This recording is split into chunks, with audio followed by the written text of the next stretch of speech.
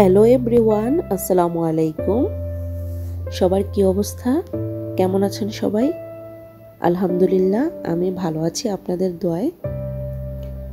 তো অনেক দিন হয়ে গেছে আমি কোনো ভিডিও ছাড়ি না। যারা আমার চ্যানেলে নতুন এবং পুরনো অনেক সাবস্ক্রাইব করে রেখেছেন আপুরা আমার কাজ দেখার জন্য এবং কিছু শেখার জন্য, তারাও হয়তো ভাবছেন যে আমি কেন অনেক দিন হয়ে গেল আমি কোনো ভিডিও ছাড়ি না। ভিডিও ছাড়া হয় না প্রায় 20 থেকে 23 দিন হবে, এরকম অনেক দিনই হয়ে গেছে ভিডিও ছাড়া হয় না, অ্যাক্টিভ থাকা হচ্ছে না। আসলে আমাদের তো এই ভিডিও বানানোর পাশাপাশি আমাদের ফ্যামিলি সংসার সামলাতে হয়, সেখান দিয়ে একটু চাপে আছি, তাই ভিডিও করা হচ্ছে না।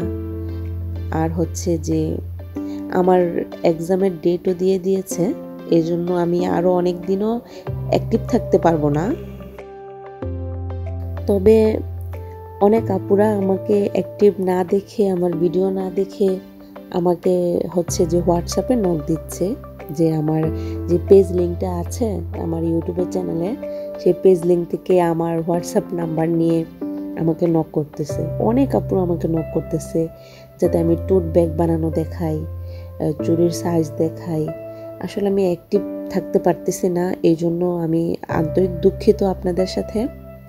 কারণ আমি একটু ঝামেলাতে আছি, এই জন্য আমি অ্যাক্টিভ থাকতে পারছি না।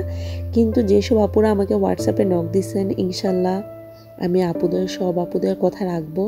অনেক আপুরা টোট ব্যাগ বানানো শিখতে চাচ্ছেন এবং বড় যেই সাইজের ব্যাগটা, সেই ব্যাগটা বানানো শিখতে চাচ্ছেন। আবার অনেকে ছোট ছোট পার্টস বানানো শিখতে চাচ্ছেন।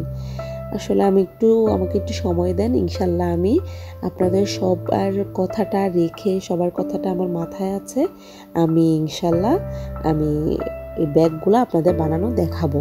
টোট ব্যাগও বানানো আমি আপনাদের দেখাবো ইনশাল্লাহ, আমার এটা মাথায় আছে। তারপর অনেক আপুরা ফিউজিং সম্পর্কে জানতে, মানে ডিটেলস যা এভরিথিং সব কিছুই নিয়ে আমি আপনাদের সাথে আলোচনা করব। আপনারা প্লিজ আমাকে আর কয়টা দিন সময় দেন। আমার এক্সামটা গেলেই আমি একদম ফ্রি হয়ে যাব, তখন আমি আপনাদের সাথে সব ডিটেলসে শেয়ার করব, ভিডিও শেয়ার করব ইনশাল্লাহ। তবে আপনারা কিন্তু আমার ভিডিও অবশ্যই দেখে আপনারা কিছু শিখতে পারলে অবশ্যই আমার ভালো লাগবে। এই জন্য আমি আরও চেষ্টা করব, আরও সুন্দর করে, আরও যতটা গুছিয়ে কথা বলা যায়, যতটা গুছিয়ে ভিডিও বানানো যায় আপনাদের সামনে আমি শেয়ার করব।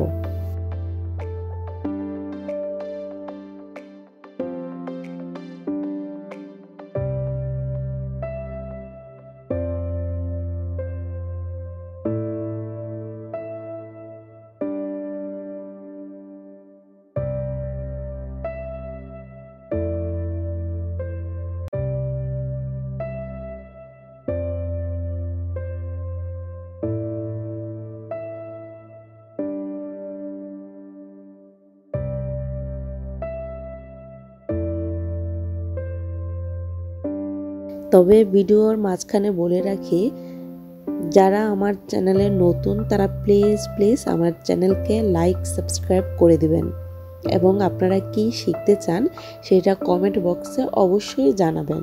এবং আপনাদের ভালো লাগা মন্দ লাগা সব কিছুই আপনারা আমাকে কমেন্টে বলতে পারেন, আমি সেই অনুসারে সেই কাজটা করার চেষ্টা করব ইনশাল্লাহ। তো এখন আমি যেটার মধ্যে কাজ করতেছি সেটা হচ্ছে জুট কটন। অনেক আপুরাই হচ্ছে যে ভিডিও পুরোটা না দেখে কমেন্ট করেন যে এটা কি কাপড়ে করতেছি। আসলে আমি কিন্তু ভিডিওটা যখন দেখাই তখন এই ভিডিওটা সম্পর্কে, যে কাজটা করি সেই কাজের সম্পর্কে আমি ডিটেলসে সবটা বলি। আমি বারবার প্রত্যেকটা ভিডিওতেই বলি আমি যেই কাপড়ে কাজ করি সেটা হচ্ছে জুট কটন, এটা পাটের তৈরি। তো পাট আর কটন মিশ্রিত হচ্ছে গিয়ে এই কটনটা তৈরি করা হয়েছে। এটা দিয়ে নর্মালি ব্যাগ বানায় কেউ, টেবিল ম্যাট, কুশন কভার ইত্যাদি আরও অনেক কিছুই এটা দিয়ে বানানো যায়। এটা ওয়াশেবল, আপনারা যে কোনো সময় এটা ধুইতে পারবেন, কোনো সমস্যা নেই ইজিলি। তবে ধোয়ার পরে একটা হালকা উপরে কোনো পাতলা কাপড় দিয়ে আয়রন করে দিবেন, তাহলে কাজটা সুন্দর হয়ে যাবে। যেহেতু ধুইলে কাজটা একটু কুচকাবে, তখন যখন এটা আপনারা আয়রন করে দিবেন তখন এমনিতেই সুন্দর হয়ে যাবে। আর আমার কাজের সম্পর্কে আমি যেটা বলছিলাম সেটা হচ্ছে এটা একটা ব্যাগের জন্য আমি কাজ করতেছি। তো আমি কিন্তু এই সাইজের ব্যাগ আগেও বানানো দেখিয়েছি।